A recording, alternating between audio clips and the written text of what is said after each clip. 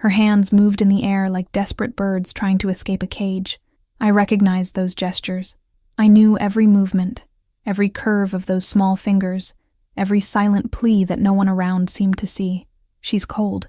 The girl frantically gestured to the man in the suit beside her. She's dying. Please, please, Dad. She was talking about me. A child, no more than 6 years old, dressed in a pink dress that cost more than anything I've ever owned in my life, stood in the freezing November rain, begging her father to save a beggar she had never seen before. And the father didn't understand a single word. I was huddled under the awning of an abandoned bookstore, trembling so violently that my bones felt like they were about to burst from my skin. I hadn't eaten in 3 days. The fever had started that morning, turning the world into a blur of light and shadow. Part of me knew that this would be my last night.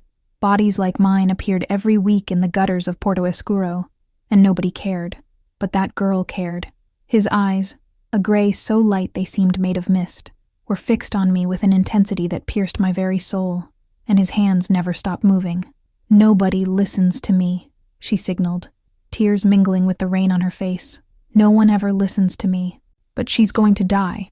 She's going to die." The man beside her, tall, broad-shouldered, with a face sculpted from granite, watched her with a mixture of frustration and despair. He didn't understand. 3 years trying to decipher his daughter, and he still didn't get it. I understood. Before my brain could process what I was doing, my hands rose up. My fingers were numb from the cold, their movements rusted from years of disuse, but the language was still there, etched into my muscle memory like a scar that never heals.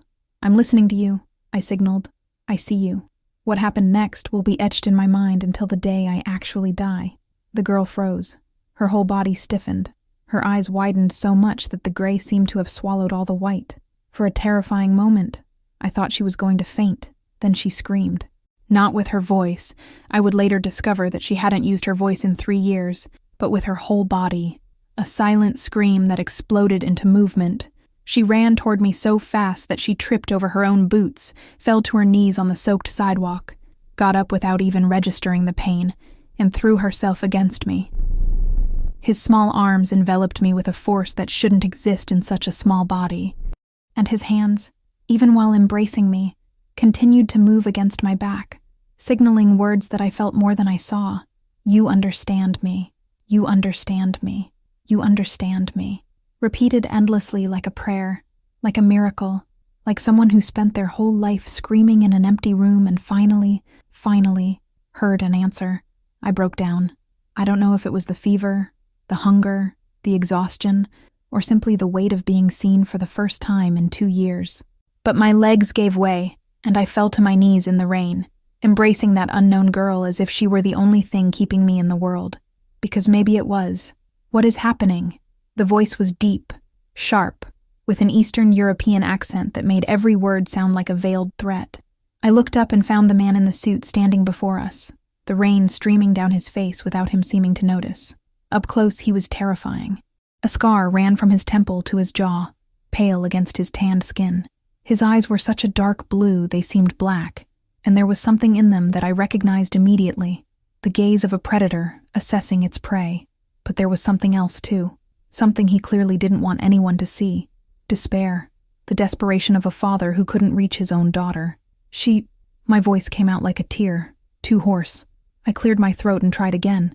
"She's communicating. In sign language." "I know it's sign language." The impatience in her voice was sharp. "What is she saying?" I looked at Anya, who had moved far enough away to signal, her hands flying with a speed that showed absolute urgency. "She's like me."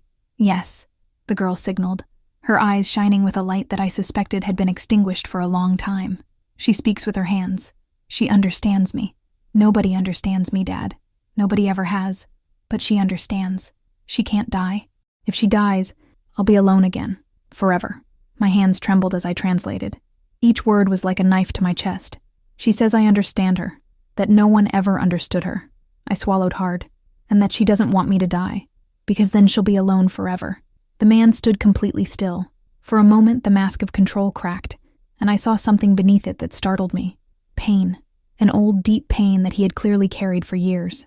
"Are you a teacher?" he asked abruptly. It was. The word carried the weight of an entire life. before losing everything. What happened? A drunk driver. I don't know why I answered. Maybe the fever was melting my defenses. He killed my husband and my daughter. Beatrice was 4 years old. After that, I made a vague gesture to myself, to the ruin I had become. Something changed in his face, something I couldn't quite put my finger on. Her mother, he said slowly, looking at Anya, died 3 years ago. Murdered. Murdered. The word hung in the air among us like a ghost. Anya saw it happen. She was hiding in the closet. Since then, she hasn't spoken. Not verbally, not in sign language, not in any way. Her eyes locked on mine. Until now. I looked at the girl, who was watching us with an intensity that seemed too great for her small body. Her hands moved again. She has the same eyes as me, Anya signaled. The eyes of someone who has lost everything. That's why she understands me. That's why I understand her. This time, I didn't translate.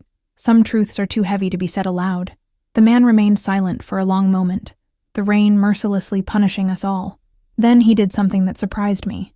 He took off his own coat, a black overcoat that clearly cost a fortune, and placed it over my shoulders. "What's your name?" he asked. Look, Santos. Kazimir Volkov." The name came like a death sentence, carrying all the weight I already knew by reputation. "You're coming with us." My body stiffened with fear. "Sir, I can't. My daughter hasn't spoken for 3 years." His voice was steely. She was fading away a little more each day. I tried everything. Every doctor, every therapist, every specialist in the world. Nothing worked. He crouched down to my level, and when he spoke again, his voice was low and intense. "And then you appear, a stranger in the rain, and in 30 seconds my daughter says more words than she said in 3 whole years." He stood up, extending his hand to me. "You have no choice, Mira Santos. You have just become the most important person in my daughter's life, and I will protect what is important to her with everything I have." I looked at Anya, who was watching me with those misty eyes full of hope. "Please," she signaled, "don't leave me alone again." I thought of Beatrice. My Beatrice, who was the same age as Anya when she died, who would never again sign to me, never again hug me, never again look at me with that absolute trust that only children can have. I couldn't save my daughter, but perhaps, just perhaps, it could help save his daughter. I took Kazimir Volkov's hand and let him lift me from the gutter. 30 minutes later, I was on another planet. The penthouse occupied the entire top of a skyscraper that dominated the Porto Escuro skyline. Glass walls revealed the sprawling city below like a sea of lights. The decor was dark and masculine. Black leathers, fine woods, artwork that likely cost millions. I dripped onto the polished onyx floor, leaving a trail of dirty water that a team of employees discreetly cleaned up behind me. My reflection in the windows was pathetic, a skeletal, soaked creature, completely alien in that temple of power. Anya hadn't let go of my hand since we got in the car. Her small fingers clung to mine as if she feared I would evaporate if she blinked. "Do you live here?" "Why?" I asked in sign language, trying to distract her, and myself, from the absurdity of the situation. "Try," she replied. "It's big and empty. It has many rooms, but only my dad and I live here. And the men in black. The men in black. The bodyguards who patrolled every corner like armed shadows." "Do you feel lonely?" I asked. She didn't answer immediately. Her eyes scanned the immense apartment, with its crystal chandeliers and lifeless works of art. "Loneliness lives here," he finally signaled. "She's very big. Bigger than me." My heart broke for the 1,000th time that night. A man in a suit appeared, one of the security guards, and said something in Russian to Kazimir, who nodded briefly. "Anya," he said, bending down to his daughter's level. "Mira needs to take a bath and eat something. Can you wait for her?" Anya squeezed my hand tightly, her face contorting with anxiety. "Is she coming back?" she signaled, directing the question to me, not to my father. "Promise you'll come back?" I looked at Kazimir, who was watching me with an intensity that made my skin tingle. There was no escape. There was no choice. And honestly, I wasn't sure I wanted one. "I promise," I signaled. "I'm going to take a shower, eat, and then I'll come see you. I'm not going anywhere." She studied me for a long moment, assessing my sincerity with that keen perception that traumatized children develop. Then slowly, she let go of my hand. "I'll wait in my room," he signaled. "I have something to show you." She ran out into the hallway, her black braids flying behind her, and for a moment I saw her. I saw Beatrice running down the hallway of our tiny apartment screaming, "Mommy, Mommy, come see what I've done!" The pain was so sudden and so intense that I had to lean against the wall. "Are you all right?" Casimir's voice was closer than I expected. "No," I replied honestly. "I haven't been feeling well for a long time." He offered no empty words of comfort. He didn't say everything would be all right, that things would get better, that time heals all wounds. He simply nodded to one of the maids. "Take her to the guest room on the 3rd floor. Provide clean clothes, food, and anything else she might need." The maid, a middle-aged woman with kind eyes and gray hair, led me down another corridor. Before we turned the corner, I glanced back.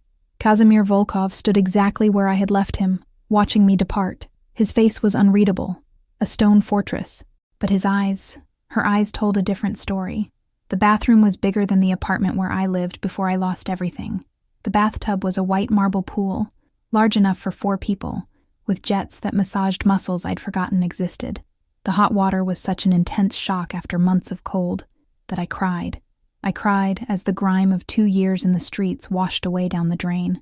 I cried as I scrubbed my skin with soaps that smelled of flowers I didn't recognize. I cried until I had no more tears, and then I just stood there, letting the water envelop me like a hug I didn't deserve. When I finally left, I found clothes spread out on the bed in the guest room. They were simple: gray sweatpants, a white t-shirt, thick socks, but they were clean and soft and probably cost more than my entire previous wardrobe. On the bedside table was a tray with food: steaming soup, fresh bread, cut fruit, a glass of orange juice. My stomach growled so loudly it could probably be heard downstairs. I ate slowly, remembering that my digestive system wasn't used to real meals. Each spoonful of soup was a miracle warming my insides. Each piece of bread was proof that I was still alive. When I finished, I stood in front of the bedroom mirror, staring back at the stranger. I was too thin, my cheekbones too prominent, my eyes too sunken. But for the first time in a long time, I was clean, fed, warm. A gentle knock on the door snapped me out of my trance. "Come in," I said, waiting for the maid. Era Casimir. He had changed out of his suit and into black trousers and a gray shirt with the sleeves rolled up to his elbows. Without the overcoat, I could see his physique better. Broad shoulders, muscular arms, the kind of body that was clearly maintained through intense training. The scar on his face was more visible in the light of the room, a brutal reminder of past violence. "Anya is asking for you," he said, leaning against the doorframe. "She refuses to sleep until she sees you." "What time is it?" "Almost 11. I had spent more than an hour in the shower without realizing it. "Will you take me to her?" He nodded and turned, guiding me through the maze of corridors. As we walked, he spoke, his voice low and controlled. "I need you to understand a few things, Mira Santos. I'm listening. You know who I am, what I do." "That wasn't a question." "I have an idea. So you know my daughter is a target. She always will be. Because of my name, my blood, my business." He stopped in front of a door decorated with silver stars. "Her mother was murdered because someone wanted to get to me. Anya survived by luck, or by bad luck, depending on your point of view." I swallowed hard, beginning to understand the magnitude of what I had gotten myself into. "Why are you telling me this?" He turned to face me, and the intensity in his eyes made me take a step back. "Because if you stay, and I really want you to stay, your life will change forever. You'll enter my world, and you don't leave my world easily. What if I want to leave? Tomorrow morning, I can arrange enough money for you to start over in any city in the country. New documents if you need them. A new life, far from all this." He paused. "But if you stay, if you agree to be a part of Anya's life, then you're mine. Mine to protect, mine to care for, and mine to keep away from anyone who tries to hurt you." The words were both a threat and a promise at the same time. "Why me?" I asked. "You could hire any expert in the world. Someone with references, with experience, with— Anya chose you." Her voice was final. "In 6 years, she's never chosen anyone. And I learned a long time ago that my daughter sees things that others don't." He opened the bedroom door. Anya was sitting on the moon-shaped bed, surrounded by silver pillows, holding a book against her chest. When she saw me, her face lit up with that devastating smile that I was already beginning to love. "You're back." "Yes," she signaled, her hands trembling with relief. "I knew I was coming back. I felt it. I promised, didn't I?" "Yes," I signaled back, sitting on the edge of her bed. "I always keep my promises." She opened the book she was holding and placed it on my lap. It was a photo album. "That's my mother," she signaled, pointing to a woman with dark hair and a kind smile. She was beautiful, and she understood me, not with her hands, but with her eyes. She always knew what I wanted to say. What is she saying? Casimir's voice came from the doorway, where he watched the scene with an unreadable expression.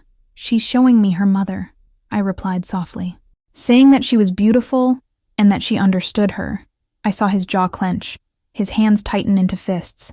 Dad gets sad when I talk about Mom, Anya signaled, looking at her father with that keen perception. But I need to talk about her. Otherwise I'll forget. And I don't want to forget. I translated it without censorship. Casimir closed his eyes for a moment. When he opened them, they were glowing with something he was clearly struggling to contain. Tell her, his voice was hoarse, that she can talk about her mother whenever she wants, that I will never ask her to forget. I signaled his words to Anya, who watched her father intently. Then her hands moved. Tell him that I love him, even when he doesn't understand me. The sound that escaped Casimir Volkov was something between a sigh and a sob. He crossed the room in 3 long strides and knelt beside the bed, pulling his daughter into a tight embrace. Anya placed her hands on her father's shoulder, gesturing towards me. Does it make him learn? She asked. Can you teach him to talk with his hands? So I won't be alone when you're not around. I looked at the most dangerous man in Darkport, kneeling in his daughter's room, embracing her as if she were the only thing keeping him in the world. And I thought about all the choices that had led me to that moment. The accident, the losses, the spiral, the gutter, the rain. Perhaps, just perhaps, everything happened to bring me here. Even this girl who needed to be heard. Even this man who needed to learn to listen. Try, I signaled to Anya. I'm going to teach him. I'm going to teach you both. That night I slept in a room that cost more than any I had ever seen in my life, with sheets softer than clouds and pillows that smelled of lavender. But before closing my eyes, I saw Beatrice's face one last time. My daughter, my sunshine, my reason for living, who had been taken from me. I found someone, my love, I thought, the tears streaming down silently. A girl who needs me, just like I needed you. And for the first time in 2 years, I slept without nightmares. I woke up with the sun streaming through the curtains and, for a moment, terrified. I didn't know where I was. The ceiling was too high. The bed was too soft. The silence was too complete. There were no horns, no shouts of drunks, no constant city noise that had been my companion on the streets. Then the memory returned like a wave. The rain, the girl in the red coat, the hands that spoke, the man with icy eyes who had snatched me from the gutter and placed me in a palace. I sat up in bed, my heart racing.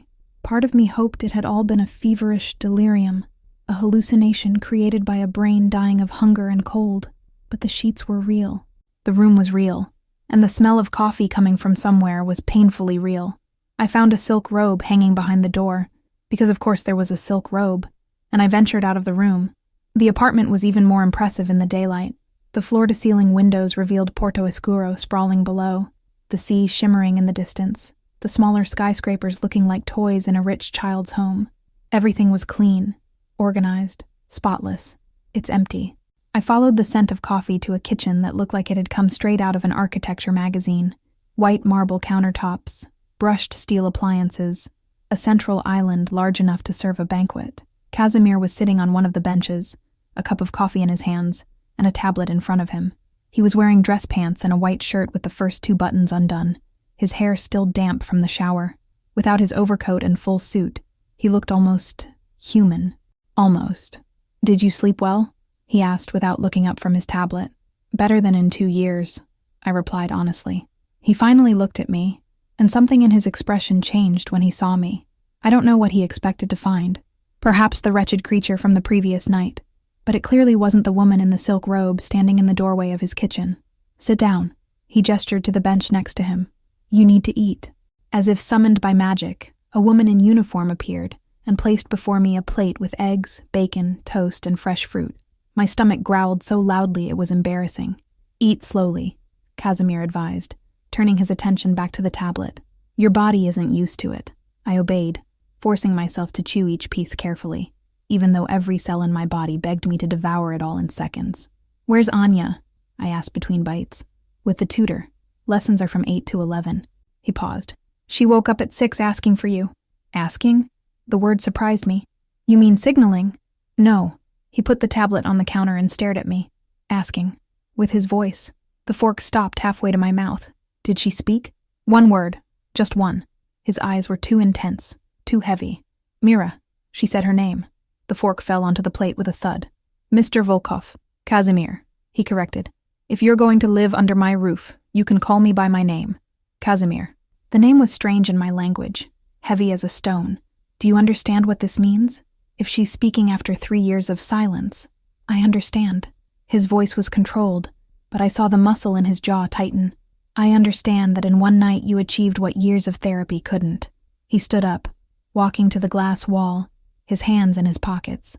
With his back to me, his silhouette was imposing against the city skyline. I'll be direct, he said. I want to hire her. Officially. Hired for what, exactly? To be the person Anya needs. He turned, his face half illuminated by the sun, half in shadow. A companion, a teacher, a translator, whatever she needs. I want you to live here, to be available for her, to help her find her way back to, he hesitated, to life. And in return, 50,000 per month. The air escaped from my lungs. That's it. Negotiable. If you think it's not enough. A hysterical laugh escaped my throat before I could contain it. Casimir, I was scavenging for food in the trash 2 days ago. 50,000 a month is more than I earned in a year as a teacher. So, do you accept? The question was simple, but its weight was immense. Accepting meant entering his world, a world of armed bodyguards, veiled threats, and wealth built on foundations I preferred not to examine too closely. But it also meant Anya, those misty eyes begging me not to leave her alone. It's possible, I said, surprising myself with the firmness in my voice. His eyes narrowed. He clearly wasn't used to negotiations. Which, first, you're going to learn sign language. With me. She needs to be able to communicate with her father, not just the new maid. Something flickered in his eyes. Surprise, perhaps, or reluctant respect. Continues. Secondly, I have the freedom to work with it my way, without interference from their experts telling me what to do. Done. Third, I hesitated. This was the condition that truly mattered. I need to know what I'm getting myself into. You said your wife was murdered, that Anya is a target. If I'm going to be a part of her life, I need to understand the risks. Casimir remained silent for a long moment. When he finally spoke, his voice was low and dangerous. I control most of the underworld operations in Darkport. Not drugs, he was careful to emphasize, but almost everything else. Protection, gambling, importing certain items the government prefers not to exist. I have enemies, many, and they know Anya is my only weakness. Her mother. She was executed by a rival, a man named Dmitry Sokolov. The name came out like poison. He wanted to destroy me, and he knew the most effective way was to take away what I loved most. But Anya survived. Because Irina hid her. His voice wavered almost imperceptibly. My wife heard the men coming in. She had time to put Anya in the closet and tell her not to make a sound. Not a sound. He closed his eyes. Anya took the order literally. She stayed there for 6 hours, in absolute silence, listening to everything. The gunshots, the screams, the silence afterwards. When my men found her, she was in shock. She hasn't spoken a word since. Horror engulfed me. She stopped talking because her mother told her to. Psychologists think so. A complex trauma. She associates making noise with danger, with death. Silence has become her armor. But sign language, it's also communication. It's also making noise, in a way, at least in her head. He reopened his eyes, and the pain in them was almost unbearable to see. She completely shut down, even you. I remained silent, processing the weight of that story. A 3-year-old girl, hidden in a closet, listening to her mother die, silencing herself to survive and never finding her way back to her own voice. Sokolov, I finally said. Is he still a threat? He's dead. The statement was cold, factual. He died 3 months after Irina. Painfully. I didn't ask for details. I didn't want to know. And what about the other enemies? They're managed. He sat down again across from me, his eyes fixed on mine.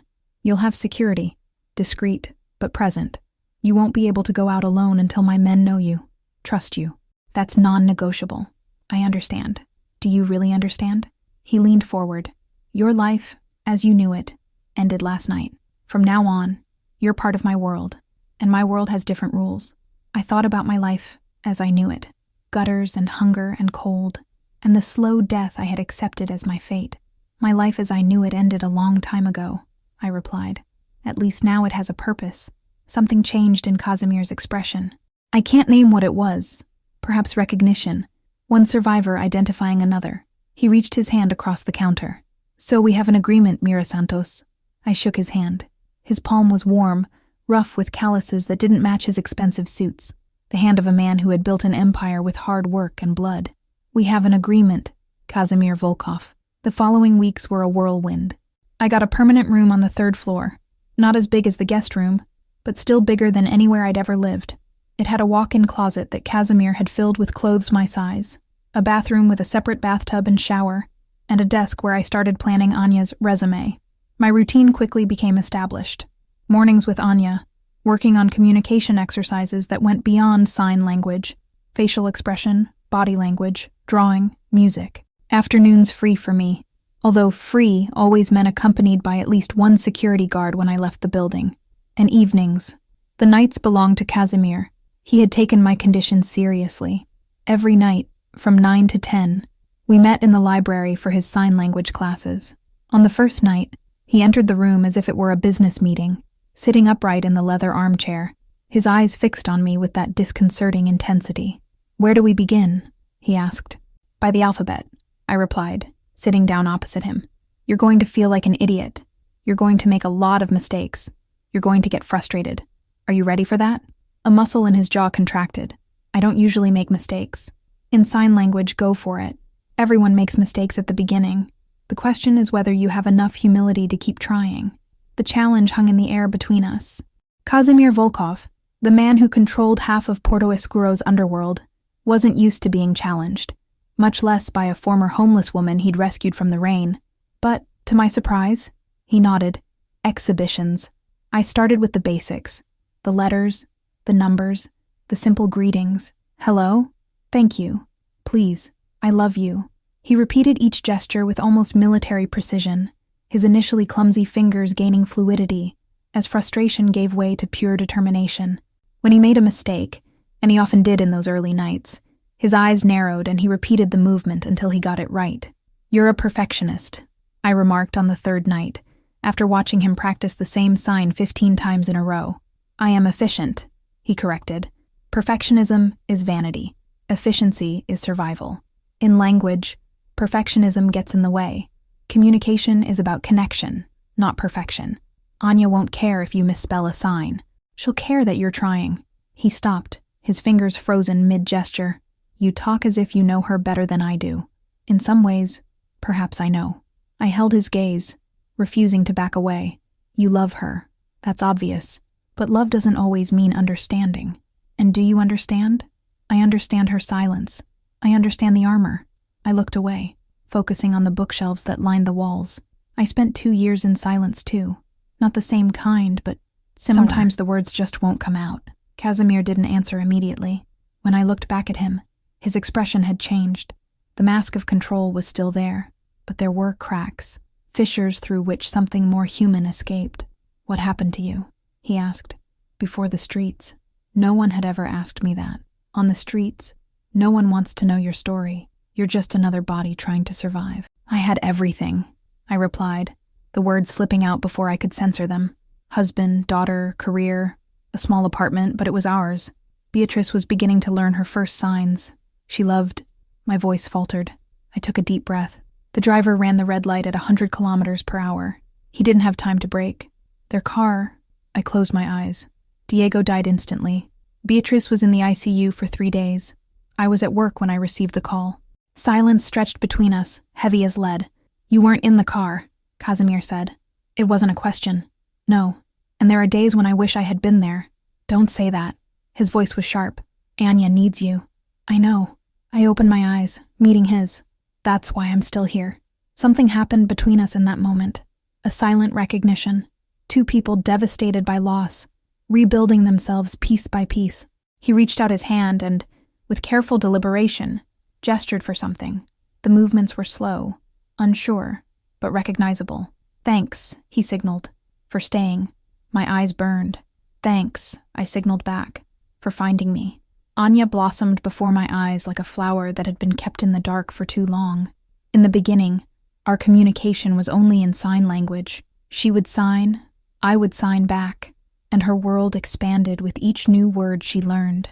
But gradually, almost imperceptibly, other forms of expression began to emerge. First came the sounds, little noises when she was concentrating on an activity, a sigh of frustration when a drawing didn't turn out the way she wanted, a silent laugh, just the movement, no sound, when I made faces to distract her. Then came the whispers. We were in her room, 2 weeks after my arrival, surrounded by papers and crayons. Anya was drawing something she refused to show me, her body bent over the paper as if protecting a treasure. "What are you doing?" I asked using sign language. She didn't respond with her hands. Instead, she leaned toward me and whispered, her voice hoarse from disuse. "Surprise." A single word, almost inaudible, but it was enough to make my heart stop. I didn't overreact.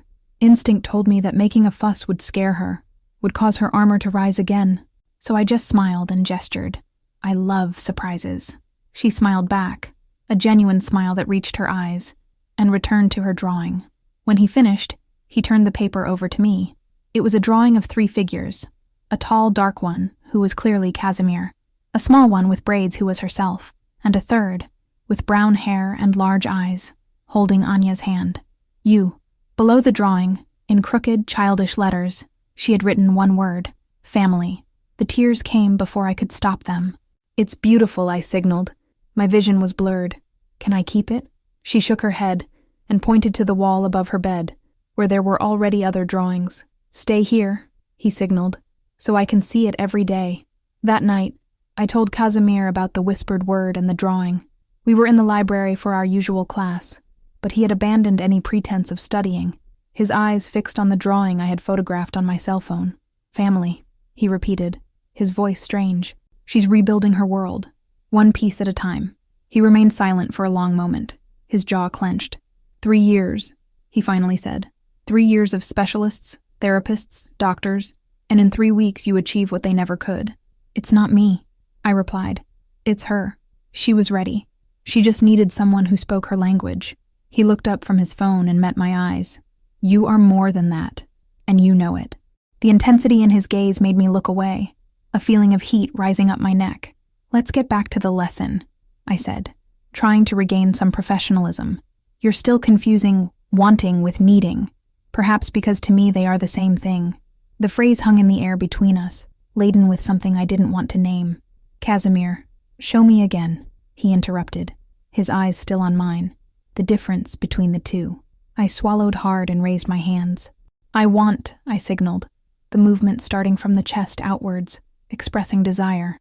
"I need," I then signaled the most urgent, most desperate move. "The difference," I explained, my voice hoarser than I intended, "is the intensity. Wanting is a choice. Needing is a necessity." He repeated the signs, his eyes never leaving mine. "I want," he signaled, then more slowly, "I need." The air between us became thick, charged with electricity. "That's correct," I said, standing up abruptly. "I think that's enough for today." "Mira." The way he said my name, low, almost a growl, made me freeze. "You're running away." "I'm being professional." He's scared. I turned to face him. He had stood up too, and suddenly the library seemed too small, the air too scarce. "And what if I am?" I challenged. "Fear is a rational response when you're near a man like you." "A man like me." He took a step toward me. "And what kind of man am I, Mira?" "Dangerous." "Yes." Another step. "Anything else?" "Unpredictable." "No." He stopped less than a meter from me. "I'm completely predictable. I protect what's mine. I destroy what threatens what's mine. And when I want something..." His eyes dropped to my mouth for a fraction of a second. "I get it." My heart was beating so hard he could probably hear it. "Anya needs stability," I said, my voice trembling slightly. "Not complications." "I agree." "So this..." I gestured between us. "It can't happen." He took a step back, the control mask sliding back into place. "Not yet." The word "not yet" kept echoing in my mind long after I had fled to my room. The weeks turned into a month. Anya now regularly whispered to me, sometimes even entire sentences when we were alone. She still didn't speak in front of others, not even her father, but the progress was undeniable. The therapists who came weekly were shocked by the transformation. Casimir, for his part, was becoming fluent in Libras, Brazilian Sign Language, at a speed that impressed me. He practiced obsessively, and I often caught him signing alone while he worked, his fingers forming words in the air as if memorizing a new code. The first day he signaled directly to Anya, without needing translation. The girl was so shocked that she didn't react for several seconds. "Good morning, Moon," he had signaled, using the affectionate nickname I had taught him. "Did you sleep well?" Anya looked at me, her eyes wide, as if wondering if this was real. "Answer him," I encouraged them.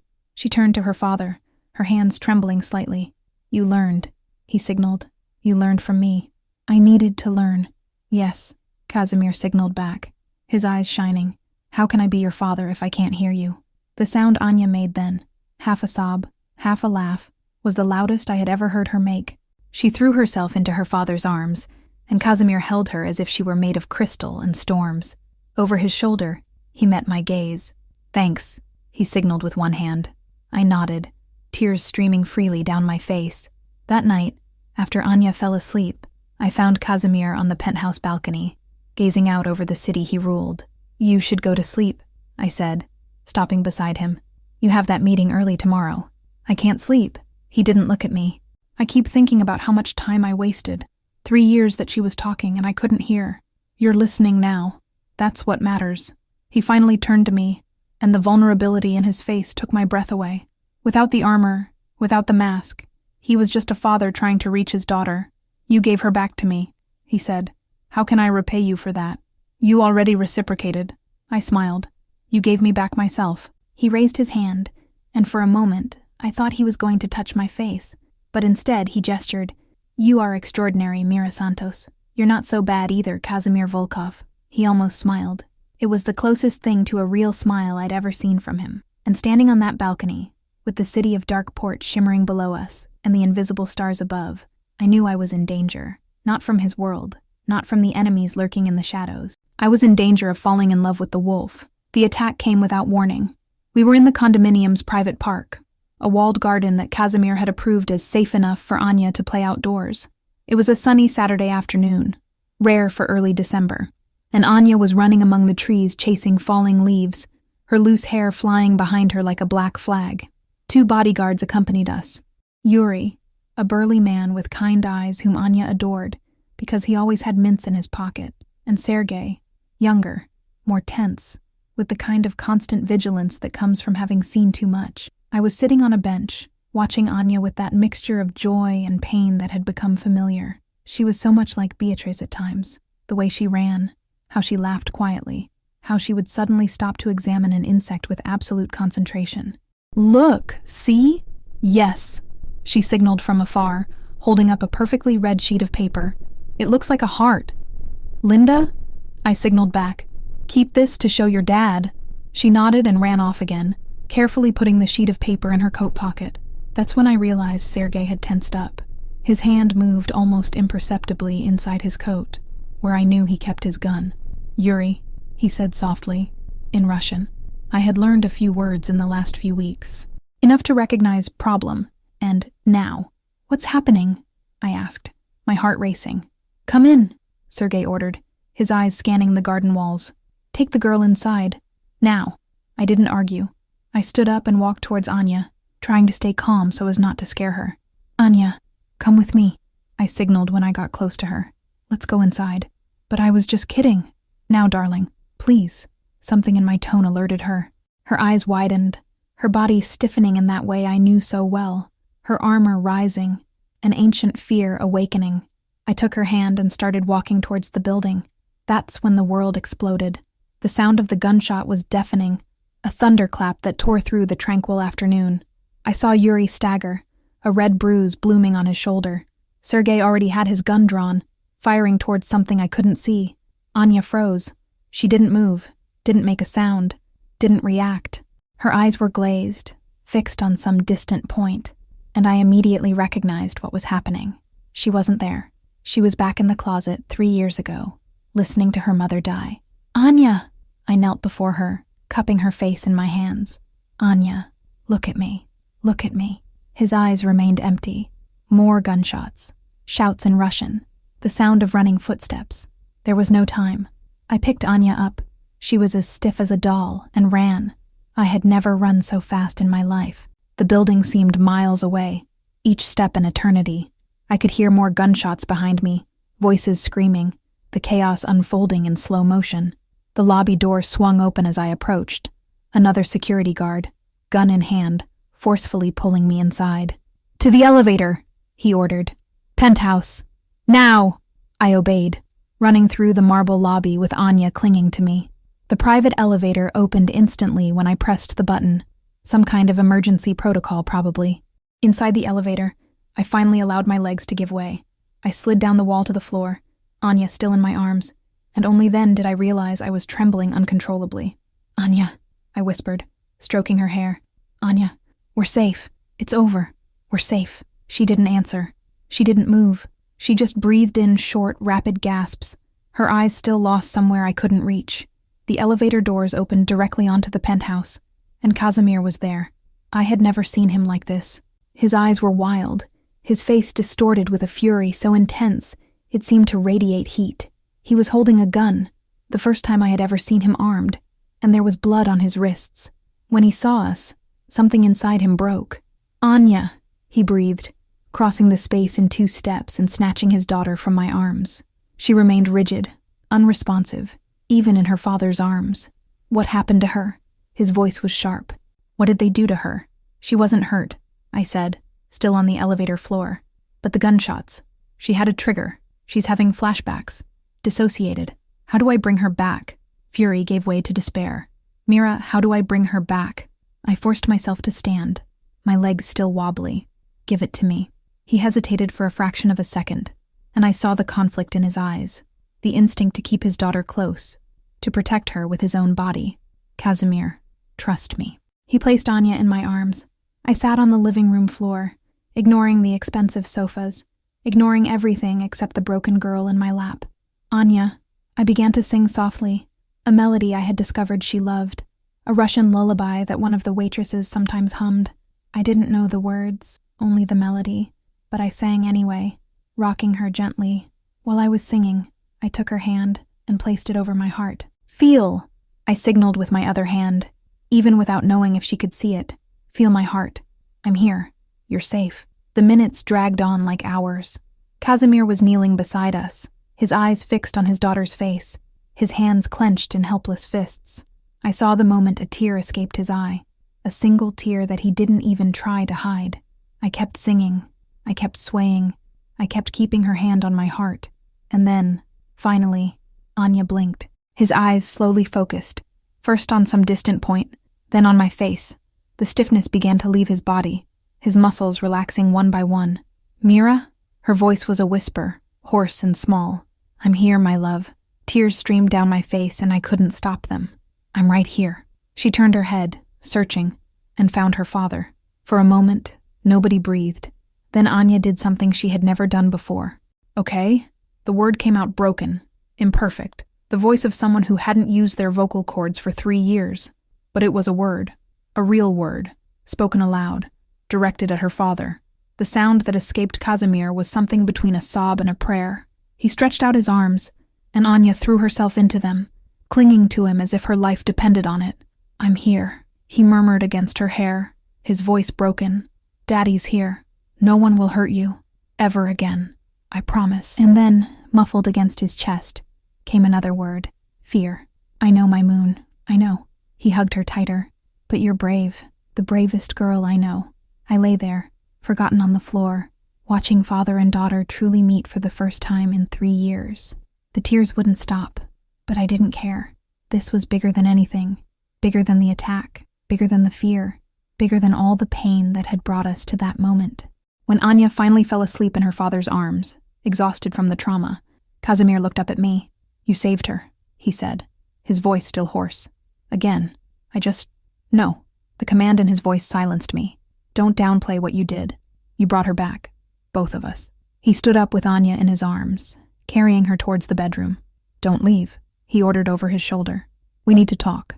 2 hours later, Anya was asleep in her moon-shaped bed, with 2 security guards outside the door, and a trusted nanny watching over her sleep. I had showered, changed my clothes, and tried to stop shaking. without complete success.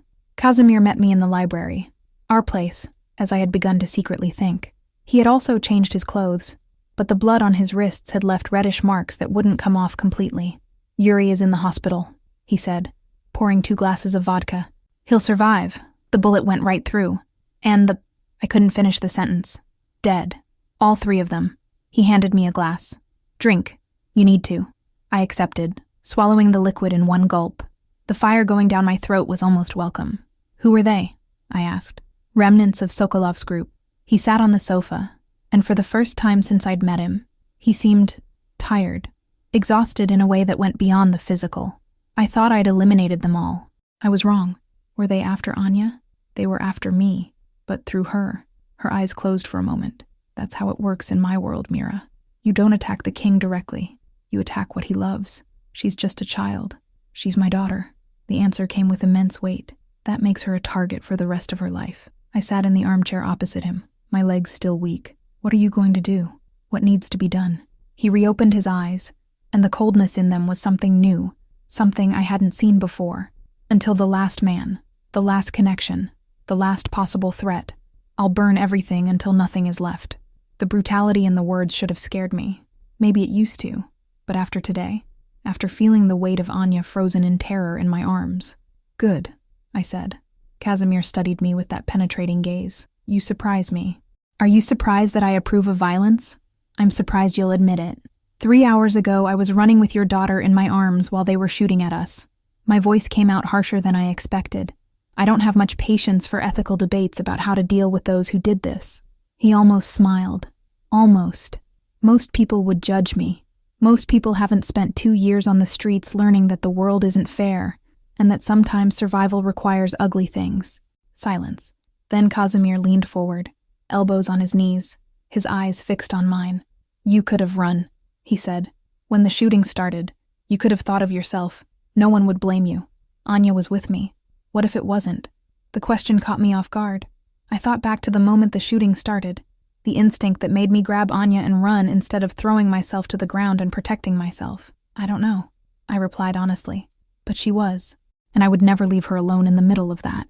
"Why?" "Because," the words caught in my throat, "because I couldn't protect Beatrice. She died, and I wasn't even there. I was at work, teaching other children, while my daughter, I couldn't continue." Casimir stood up and crossed the space between us in 2 steps. He knelt before my armchair, placing himself at my level, his eyes fixed on mine. "What happened to your daughter wasn't your fault. I know. Rationally, I know." The tears came without warning, but the heart doesn't listen to reason. "No." He raised his hand, and for the first time since we met, touched my face. His fingers were rough against my cheek, wiping away a tear. "Don't listen." We stayed like that for a moment that seemed to stretch into eternity. I should have pulled away. I should have remembered all the reasons why this was a terrible idea. Instead, I leaned against his touch. "Mira," my name was a growl in her mouth. "Do you understand what you're doing?" "Probably not. If we cross that line, I know. There's no going back. I know." He closed his eyes, and I saw the battle unfolding on his face. Control fighting against desire, fear fighting against need. When he reopened his eyes, the decision had already been made. "Not tonight," he said, his voice hoarse. "Tonight you're in shock, vulnerable. I'm not going to be another man who takes advantage of that." The disappointment I felt was as intense as it was unexpected. "What if I want to?" "So you'll keep wanting it tomorrow, and the day after. And when you're sure, when there's no doubt." He stood up, moving away from me. "Then we'll talk." He walked to the library door, stopping at the threshold. "Casimir, Chame." He glanced over his shoulder. "Thank you. For being different from what I expected." Something sparkled in his eyes. "You're different too, Mira Santos." A pause. "And that terrifies me more than any enemy." He left, and I was left alone in the library, my heart pounding, my skin still burning where he had touched me. The following days were a whirlwind of changes. Security was tripled. Armed men patrolled every corner of the building.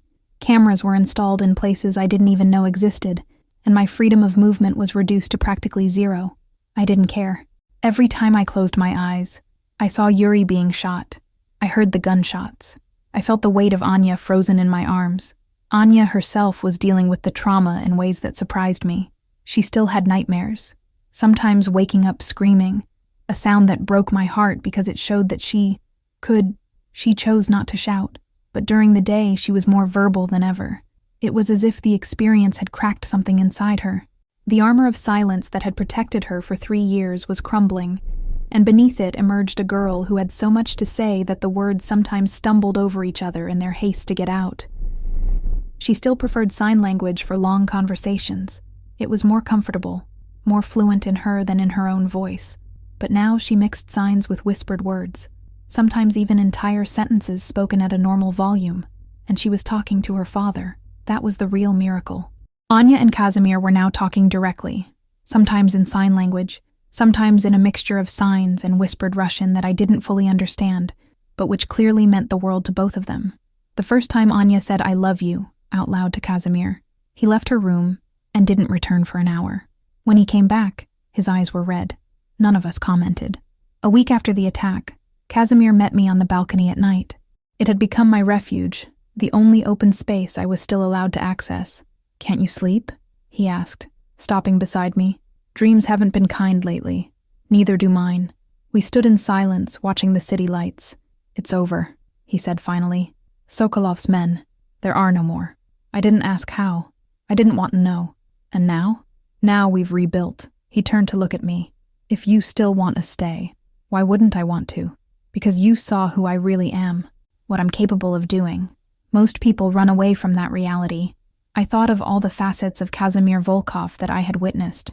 The Mafia boss, the desperate father, the determined student, the man who had knelt before me and chosen not to take advantage of my vulnerability. "I saw it," I replied, "and I'm still here." "Why?" "Because you're not just one thing, Casimir. Nobody is." I held his gaze. "You are dangerous, yes, capable of terrible violence. But you're also the man who learned an entire language so he could speak to his daughter. The man who gave me a purpose when I had given up on living. The man who—" I hesitated. "The man who—" He took a step closer.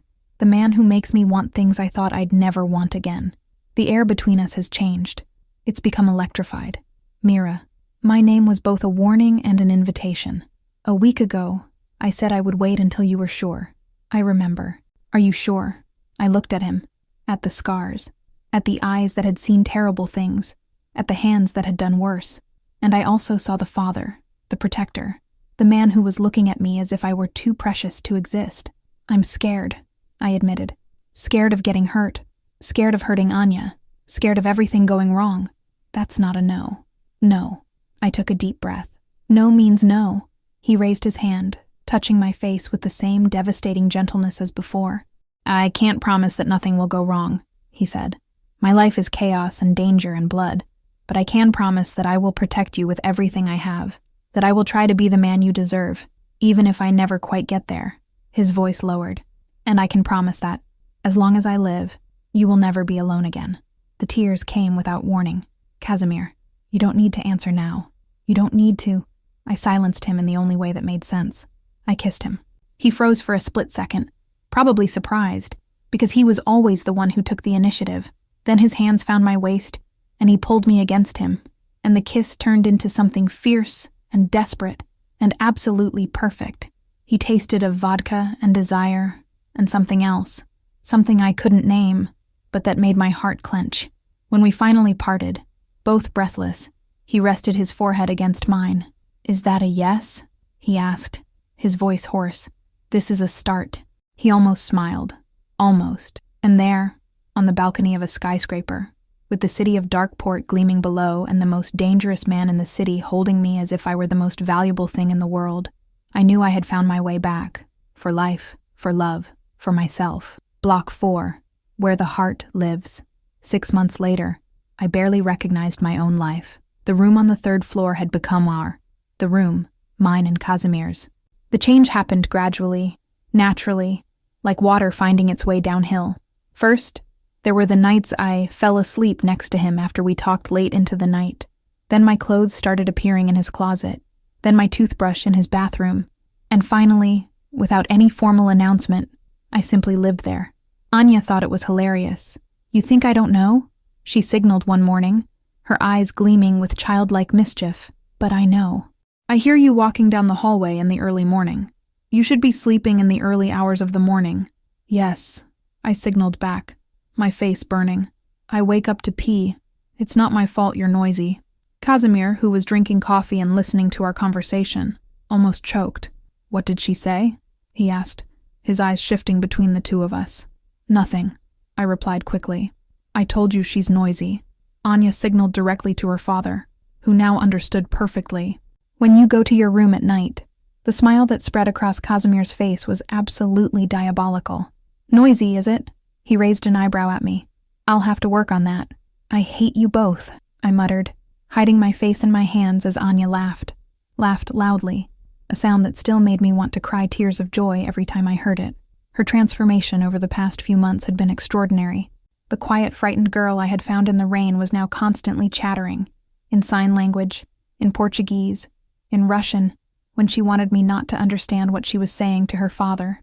She still had difficult moments, still woke up from nightmares sometimes, still withdrew in situations with many strangers. But the armor of silence had fallen, and beneath it was a bright, funny, and fiercely loving child, and she had adopted me as completely as I had adopted her. Mira, she would call me now, sometimes in signs, sometimes aloud. Not Aunt Mira or Miss Mira, just Mira, with all the intimacy that the name carried. I wasn't her mother. Irina had been her mother, and I would never try to erase that memory. But I was something important, something permanent. Or at least that's what I thought. The first crack appeared on a typical Tuesday. I was in Casimir's office, a room I rarely entered, filled with monitors and papers, and that tense energy that accompanied his business. He had called me there, which in itself was unusual. Sit down, he said, gesturing toward the chair in front of the table. I sat down, a knot of anxiety forming in my stomach. What happened? Nothing happened. He paused. Yet, Casimir, you're scaring me, he sighed, running a hand through his hair, a gesture of frustration that I had learned to recognize. I received a proposal from a former associate in Moscow. The knot in my stomach tightened. What kind of proposal? The kind that involves me taking over operations there, expanding, consolidating. His eyes met mine. The kind that would require me to move to Russia. The ground seemed to disappear beneath my feet. Are you considering it? I'm telling you, aren't I? His voice was careful, measured. I haven't made any decisions, but it's a significant opportunity, and it would be safer for Anya. Far from here, far from the memories, far from it. The silence that followed was deafening. That's not what I said, Casimir finally replied. But that's what's implied. I stood up, my legs trembling. You want to move to another country, with your daughter, and me? What? Do I stay here? Do I go along as baggage?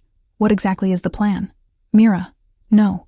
Anger was rising, mixed with an old and terrible fear. You brought me into this life. You made me part of your family. You made me love your daughter as if she were my own. And now you're telling me you can just leave? I said it was a proposal, not a decision. But you're considering it. My voice broke. After all, you're considering leaving me behind. Casimir stood up, walking around the table, but I stepped back. No, I need to think. I left the office before he could stop me.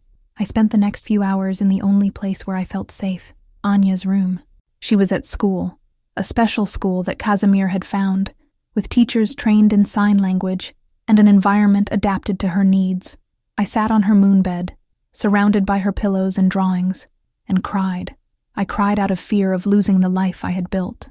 I cried out of anger that Casimir wouldn't even consider leaving, and I cried out of shame, because part of me knew I had no right to hold him back, that he had a life and decisions that existed before me. I had lost everything once. Husband, daughter, house, career, dignity. I had survived living on the streets, going hungry, almost freezing to death under an awning. I didn't know if I could survive losing everything again. That's how Anya found me when she got back from school. She stopped in the doorway of the room, her backpack still on her back, her eyes widening as she saw me huddled on her bed, my face stained with tears. Mira, her voice was small, worried. What happened? Nothing, darling. Yes, I signaled, trying to wipe my face. I am fine. She crossed her arms, an expression of disbelief so similar to her father's that it almost made me laugh. You're crying. She walked over to the bed and sat down beside me. Adults lie when they say they're okay and they're crying. Sometimes adults get sad, I signaled. It doesn't mean that something terrible happened. Was it my father?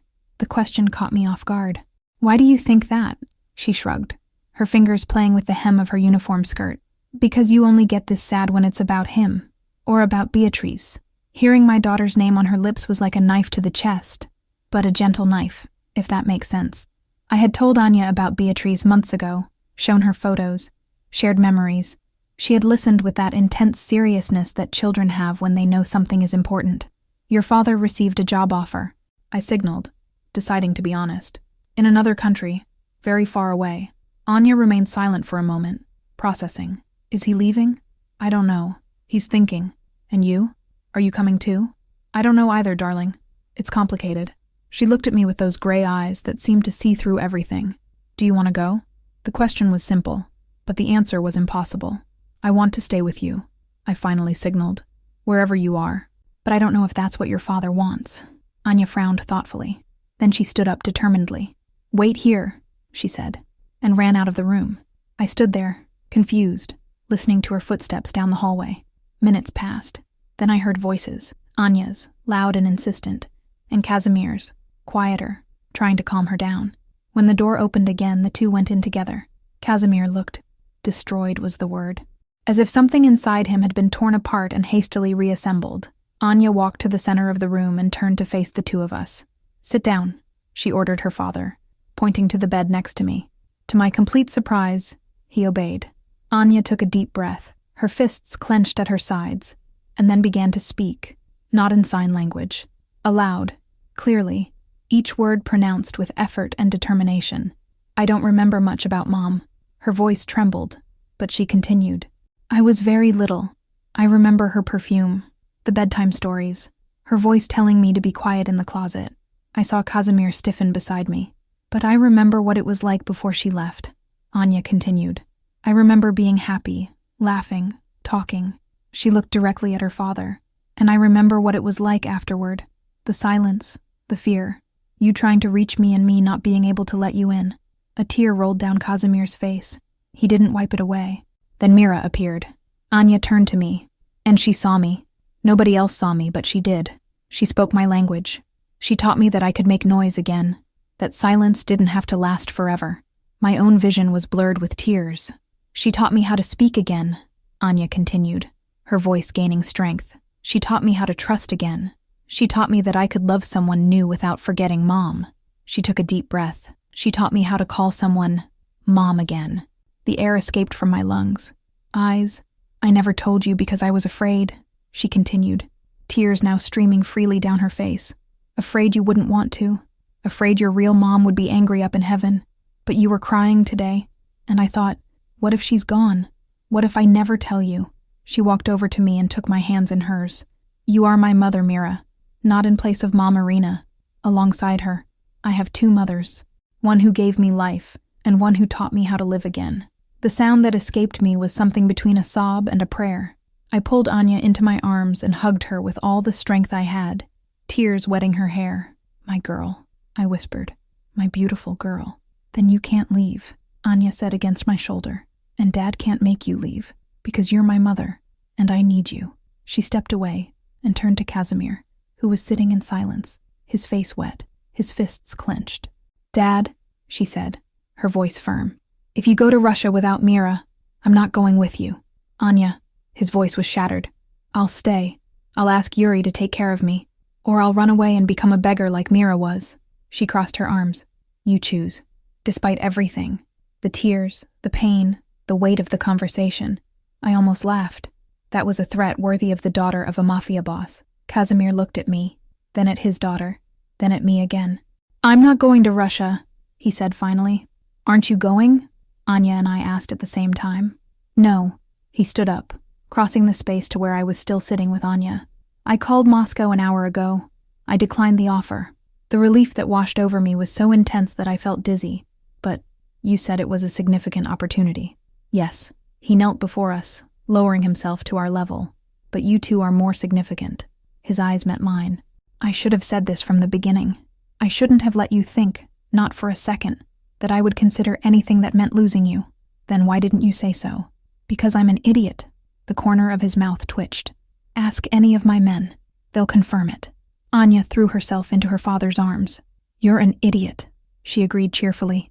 But you're my idiot. Casimir hugged her, but his eyes remained on mine over her shoulder. Will you forgive me? He asked. I reached out and touched his face. Always. 3 months later, it was snowing in Porto Escuro. It was rare. Real snow, not just frost. The whole city had stopped to admire the phenomenon. Children playing in the streets, adults taking pictures. The world transformed into a winter postcard. On the rooftop, Anya was pressed against the glass wall, watching the snowflakes fall on the city below. It's magical, she signaled without turning around. It looks like the sky is peeling off. I was sitting on the sofa, a blanket over my legs, a mug of hot chocolate in my hands. Casimir was beside me, his arm around my shoulders, as relaxed as I had ever seen him. Did you tell her? He murmured in my ear. Not yet. I'm waiting for the right moment. The snow seems like the right time. I took a deep breath and placed the cup on the coffee table. Anya, I called. Come here for a second. She moved away from the window and came to join us on the sofa, fitting naturally into the space between me and her father. What was it? He asked, his eyes curious. I looked at Casimir, who nodded encouragingly.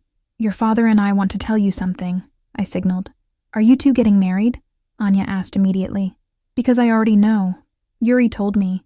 He saw the box with the ring in Dad's office last week. Casimir closed his eyes. I'm going to kill Yuri. I couldn't hold back my laughter. Yes, we're getting married, I confirmed. But that wasn't all we wanted to tell you. Anya tilted her head, curious. I'm going to adopt you. Yes, I signaled, my hands trembling slightly. Officially. Legally. If you want. The silence that followed lasted only 2 seconds, but it felt like an eternity. Then Anya exploded. She jumped into my lap with such force that she almost knocked me off the sofa, her arms around my neck, words and gestures mingling in an incoherent torrent of joy. Yes, yes, yes, yes, yes, she repeated. Yes, I want to, yes. I hugged her back, laughing and crying at the same time. You're going to be my daughter, I signaled, when she finally calmed down enough to see. Truly, forever.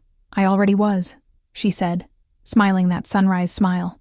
Now it'll only be on paper too. Casimir wrapped us both in his arms, and we stayed like that for a long time. 3 broken people who had found each other and somehow become whole. The marriage was small, just family, which in Casimir's world meant the most loyal men, the few people he considered trustworthy.